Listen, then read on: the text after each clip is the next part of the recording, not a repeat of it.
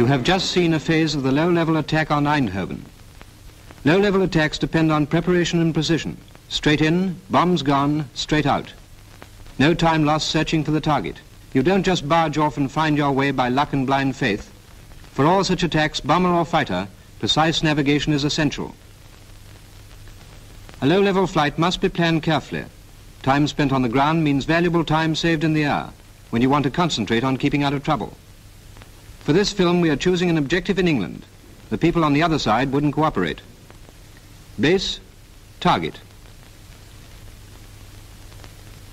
Here's a good point to set course from. And here, another good landmark at which to cross the other coast, bearing in mind the defences.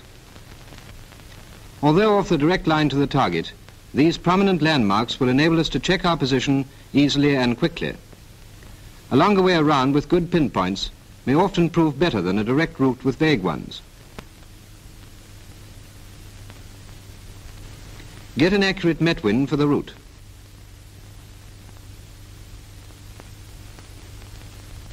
Having decided what airspeed you will fly, fill in the rest of your flight plan.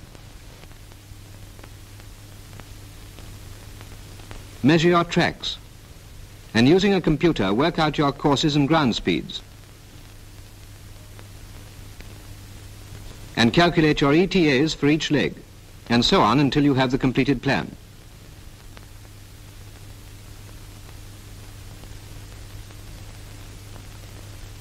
On the map, mark in 10-degree lines to enable you to check drift.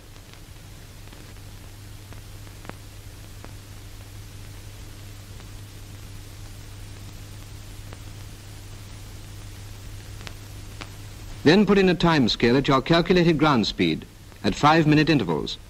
5, 10, and so on. Before we go further, let's consider the question of low-level map reading, because it's quite a different proposition from map reading at a height. Look at this piece of country. On the right, there is a small town. In the distance, there is a large wood which could obviously be identified on the map by its size and shape. Now see what the same piece of country looks like flying low. Owing to our smaller field of view, there's no sign of the small town. Towns are only useful if you pass very close to them. Ahead is a wood, but whether it's the big one we saw before, we can't say with certainty. But low-level map reading introduces its own landmarks. From this height, contours mean very little. But at low level, every hillock and dale comes to life and can be compared with the map in detail. Even a small isolated hill like this one.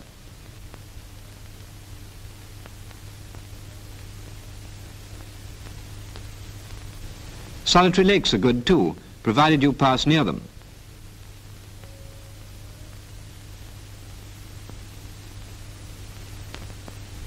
Railways can be checked by the direction in which they run. Cultivate a mental compass rose to assist you in checking such directions. Other useful landmarks are church spires, power lines, wireless masts, and chimneys of isolated works. Now let's examine our intended track, picking out the salient pinpoints so as to build up a mental picture of the flight. Map reading doesn't concern us much until we cross the far coast. Then the first good landmark is this hill on track, marked as a spot height 419 feet.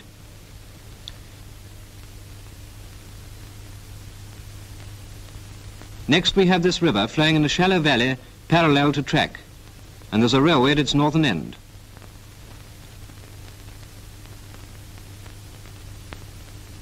Then there is this railway junction running down in a valley to the west. We shouldn't miss that. Now we should see either this town or the main line railway to the west of it. And notice that there is a single track railway joining the two. Finally we come over a hill, shown by the close contour line sloping down to the objective, which is in this large town. When flying, try to keep this picture in your mind. Let's just run over the points again. Point to reach enemy coast, hill, river, Railway junction, town, objective. Now we're all set to go.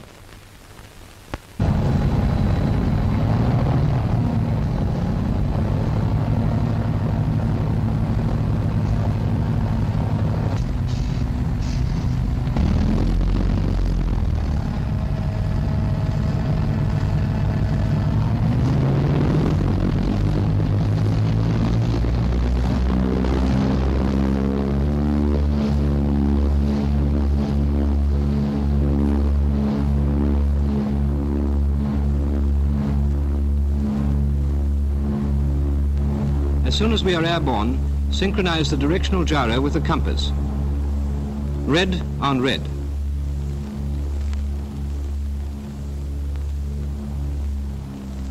Then set the first course for the first leg across the sea on the compass, 013 degrees.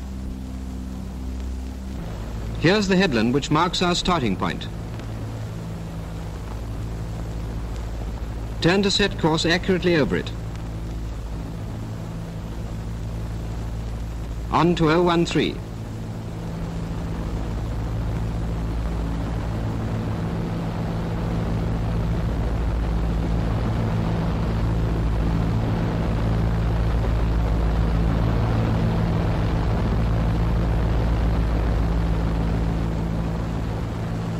Time 12:12. Now we can fill in ETA for the next coast. 23.5 minutes.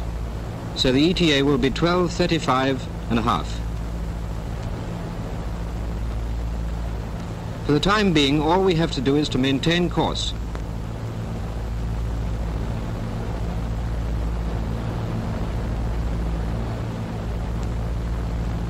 And keep a constant airspeed .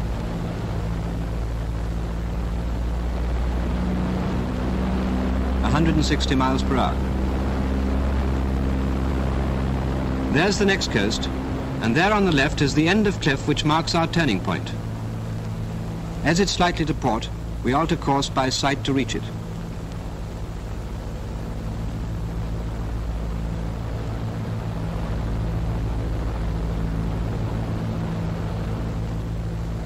Mustn't forget to check the gyro as often as possible.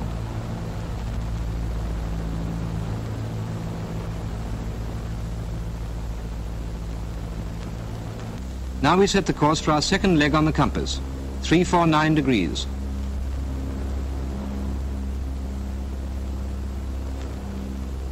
Turn to set course accurately over the rocks, on to 349.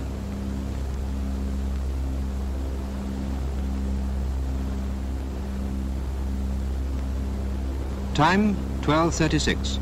Fill in the ETA for our objective. 33.5 minutes. That makes it 13:09.5 at objective. Now we can begin serious map reading. The first thing we can do is to mentally check the angle of crossing the coast.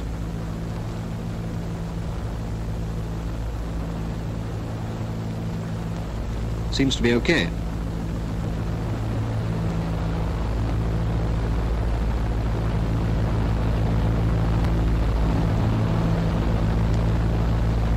Our first landmark is the spot height. According to our time scale, it's between the 5 and 10 minute marks, about 8 minutes after setting course. That is 12:44. There's no point in searching around for a landmark which isn't due. We concentrate on flying a steady course and keeping a good lookout.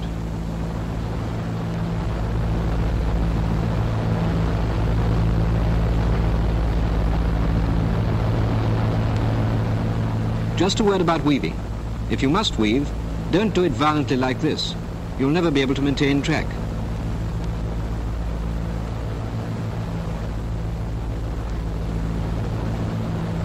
Make it a gentle weave, not more than 30 degrees either side. That's quite sufficient.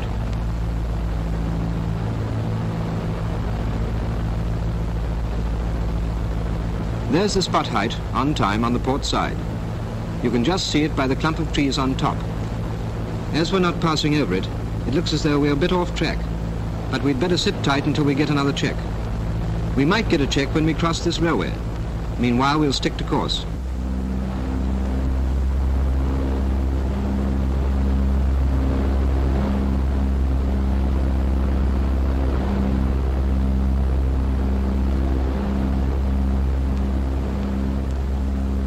There's the railway at the bottom of the hill, but notice its direction. It looks as though instead of crossing here, we have crossed it somewhere about here. According to our 10-degree lines, we are about 5 degrees starboard of track. We must alter course about 8 degrees to port. That is 5 degrees track error, plus 3 degrees to regain track. 349 degrees less 8, that is 341.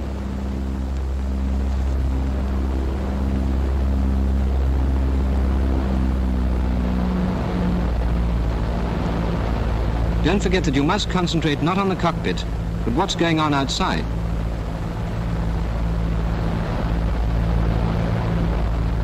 Hello, here's a river. Looks as though we're close to our next landmark. It's just about due, too. That's the river, which should be on our starboard side. There it is. It's such a shallow valley as to be hardly noticeable.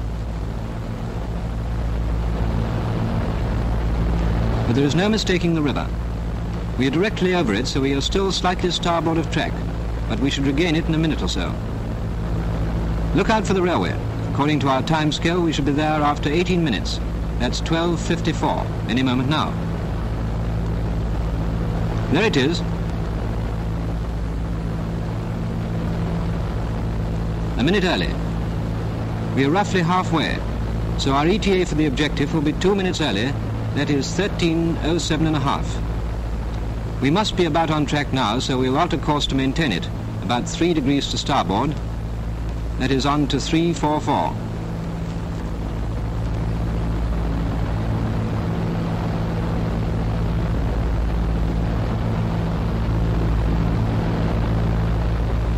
Time for our next landmark.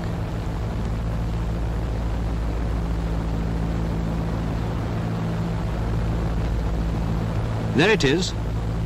There's the junction. We're on track.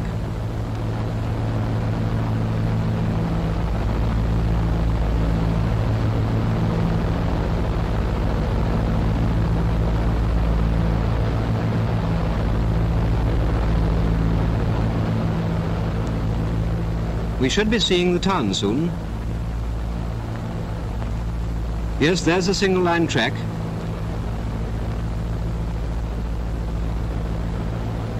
And there to starboard is the town.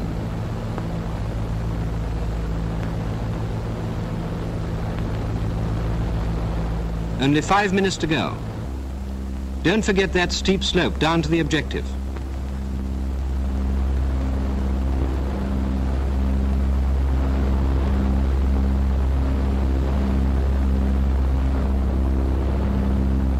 Keep an eye on the airspeed.